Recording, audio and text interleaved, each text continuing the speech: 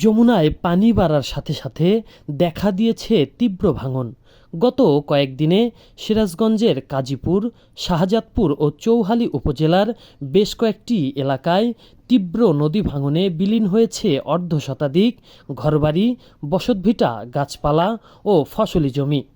ভাঙন আতঙ্কে ঘরবাড়ি অন্যত্র সরিয়ে নিচ্ছেন নদীপাড়ের মানুষ।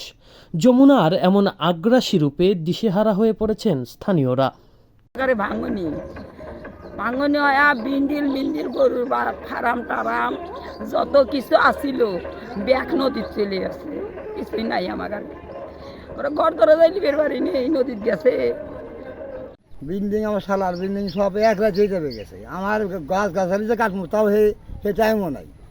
এখন আমরা কোন জায়গা যায় একটু বাড়ি করবো, বাসার আগে জায়গাটা একটা গড় দেওয়া দুজন কিনবো, সেই জায়গাও আমার নাই। এখনো যা আছে এটুকু যদি একটা বেড়িবাদ বানা দিল তা তো আমরা বাইসে যাই। আমার তো কইতে দিন আমার এতটা দেবো যে থৌ, আমার এতটা ছেলে বাইসে থাকবো, এইটা আমার একটু করে দেও। বাড়িঘর সবই চলে গেল নদীতে। আর ভাঙন শুরু হয়েছে ঈদের পরের ঠাই আর কি।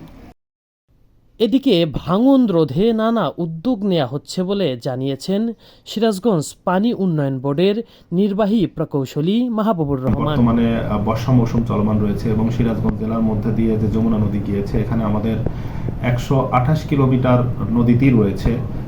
তার মধ্যে আমাদের শাহজাদপুর হাট পাঁচিলে 2 থেকে 300 মিটার অংশে তীব্র স্রোতের কারণে কিছুটা ভাঙন দেখা দিয়েছে। আমরা সেখানে জিও টিউব ডাম্পিং করছি এবং আমাদের ভাঙন রোধের জন্য এই ডাম্পিং যতক্ষণ পর্যন্ত ভাঙন বন্ধ না হবে আমাদের অব্যাহত থাকবে।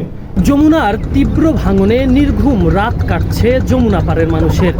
এ অবস্থায় একটি স্থায়ী বাঁধ নির্মাণের দাবি এলাকাবাসীর। সুদেব অধিকারী, রূপালী বাংলাদেশ, সিরাজগঞ্জ।